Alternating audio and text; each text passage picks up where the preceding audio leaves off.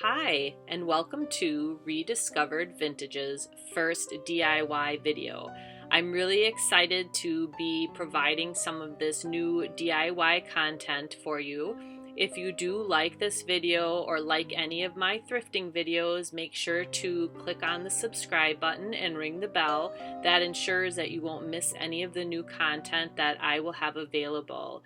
I thought I would take a stab at sharing with you how I make my apothecary jars. It was really fun to make these, and I hope you enjoy the process and maybe find some new ideas on this video. Let me know what you think, and let's get started.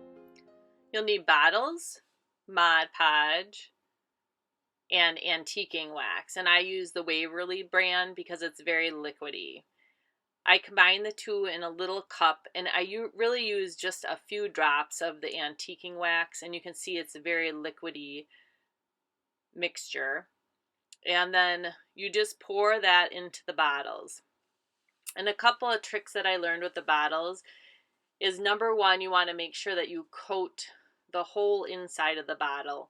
If you don't coat the whole inside, it will leave like these kind of long clear streaks, which obviously doesn't look like an old bottle or an antique bottle anymore.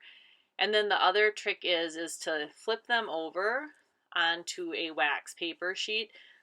And drain off all the excess. There is actually a lot of excess in the bottles, and I just dumped the stuff that came out on the wax paper back into the little container so I could reuse it.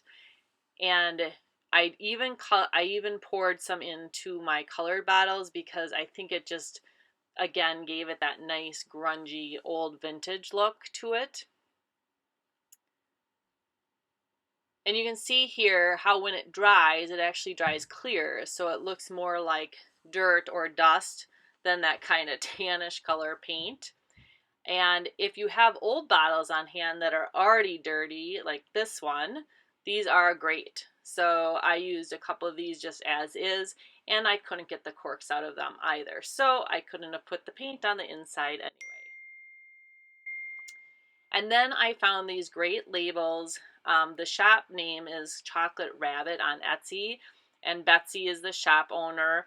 I just love her labels. They print off really well. The quality of the image is perfect, and she has a lot of really fun, cute labels. You can use any labels that you like.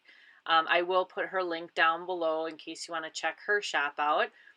But otherwise, I just dampened the edges of the labels, and I just use my nail to kind of pull away some different chunks of the paper just to make it look like a rough edge, a more vintage label. And then I use a decoupage gel, and you can use Mod Podge or whatever one you prefer, and that's what I'll use to attach the labels to the bottles. I always like to use a fan brush. When the fan brush puts a nice thin layer on, and it works really well.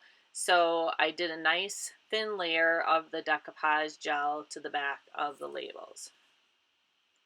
And then you just want to make sure that you really smooth out your labels and smooth out the sides of the labels.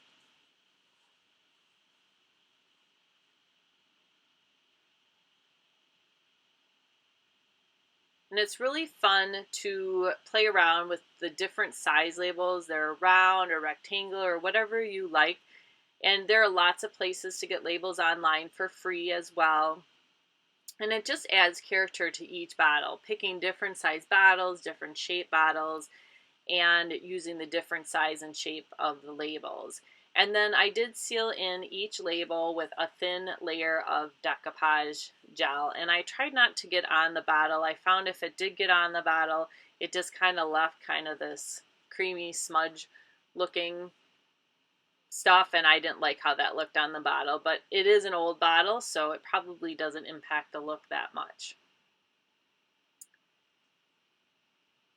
This is my first DIY, so I'm so glad you are watching, and make sure to click the subscribe button and ring the bell. I'm hoping to have a lot of more exciting DIYs to come. Thank you for joining me on this new adventure. And if you do like anything that you see in my DIYs, a lot of them will be in my Etsy shop or on my website. So if you're interested in purchasing them because you don't have the time or you don't want to make them yourselves, that's great. And if you're just along to get the ideas and find out new techniques, that's great as well. So I'm glad that you're joining me. And this is the finished product. This bottle I did scratch up quite a bit. Now what I'm going to do is the final details. I'm going to use the Waverly Antiquing Wax again, and I just put some on my finger to hide all of the white that kind of shows through when I did the fraying of the edges, and then I rubbed it over the entire label just to give it that great vintage look. And I do wipe off all the excess just so there's not a lot of excess wax. I did make sure all of my bottles as well had the jute twine wrapped around it and corks just to complete the look. And this one, I decided to use a piece of drop cloth. I soaked it in coffee, old coffee, and frayed the edges and then wrapped jute twine around it. And these are my Apothecary jars. So I hope that you give some a try yourself. They are a really fun project and they make really great fall Halloween displays. And thank you so much for watching. Thank you for joining my channel if you're a subscriber.